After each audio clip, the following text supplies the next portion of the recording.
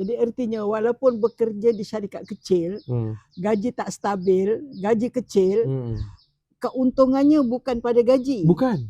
Tapi dapat modal bisnes. Dapat modal bisnes tu, ya.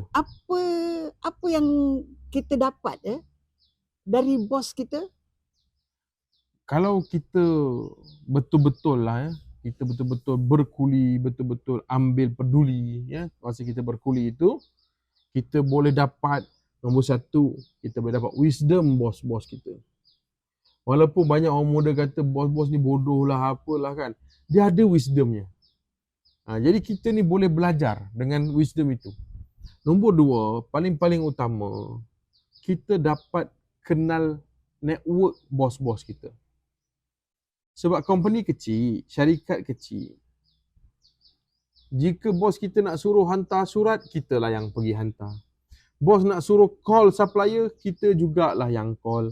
Bos nak suruh kutip hutang klien, kita jugalah yang kutip. Jadi kita dapat kenal pasti semua ni, supplier ni.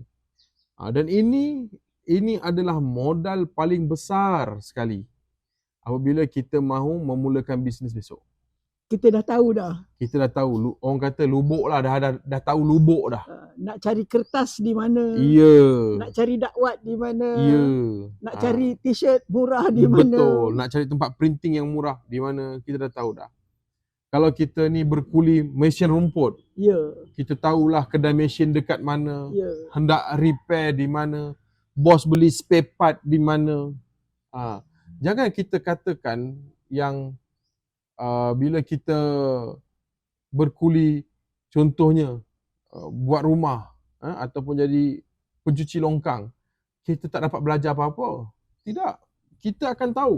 Sekurang-kurangnya kita akan tahu bagaimana bos kita buat kerja dan susun atur orang kerja itu. Itu kalau yang jenis-jenis buat kerja, orang kata kerja kuli lah. Sebab saya dulu pun kerja pertama saya selepas habis SPM adalah mencuci parit JPP tu. Kena masuk dalam lubang tu, saya kena korek tanah, angkat bawa keluar. Itu kerja pertama saya lah, setahun juga saya kerja tu. Jadi saya tahu, saya nampak bos saya yang Cina ni, walaupun dia ni tak reti membaca, tidak pandai membaca, tetapi dia sangat pandai negotiate. Dan kadang-kadang kita tengok dia negotiate tu, dia berunding itu, nampaknya macamlah dia tu rugi. Tuan berpeluang tengok dia negotiate? Sebabnya saya kerja dengan dia. Saya ni tak ada motor, saya ni tak ada kereta. Jadi bila saya nak pergi kerja itu, dia bawa saya naik kereta dia. Jadi saya duduk di sebelah dia. Dan apabila dia nak balik, dia akan singgah jumpa kawan bisnes dia. Dia akan singgah jumpa partner bisnes dia. Jadi saya duduklah di meja itu. Walaupun dia cakap Cina, saya tak faham. Tapi dalam kereta dia akan cerita dengan saya. Tadi gini. Jadi saya dapatlah wisdom itu. Jadi dia cuma marah saya lah, isap rokok dalam kereta. Itu sajalah. Cakap lu isap rokok, you bayar saya punya kereta. Dia tak isap rokok, dia tak minum arak. Jadi bila dia bawa, dia ajar, dia cerita, dia tak ajar pun, dia hanya bercerita sahaja dengan saya. Di situ saya betul-betul saya develop skill negosiasi. Saya tahu kat mana kena menang, kat mana kena kalah. Saya tahu kenapa itu hari dia bagi harga satu batang konkrit sekian banyak kepada orang ni. Tapi dekat orang ni dia bagi separuh harga. Sedangkan projeknya kecil.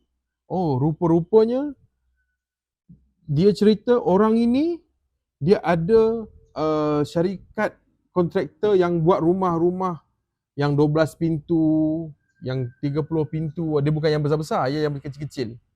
Dah 12 pintu. Kenapa dia bagi murah? Sebabnya dia nak ada urusan dulu dengan orang tu. Ada urusan dulu? Dia nak ada urusan dulu. Maknanya dia nak tengok orang tu punya payment dulu. Dia nak tengok orang tu punya komitmen dulu. Dia nak tengok itu dulu. Selepas dia dah supply dengan harga yang murah itu, dia dah setiap waktu dia dah bagi cantik kan, servis cantik.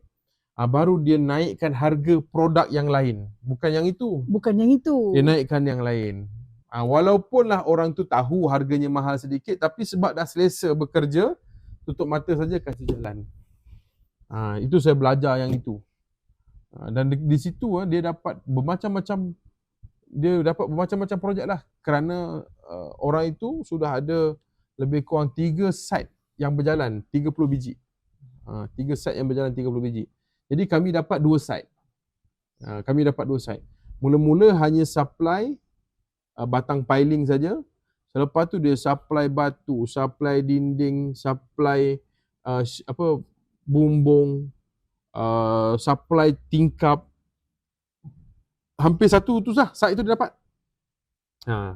Dan dia hanya mula dengan masukkan batang piling tu dulu. Bagi murah. Bermakna mula asal ada urusan dulu. Ya, asalkan ada urusan dulu. Sama Rugi pun tak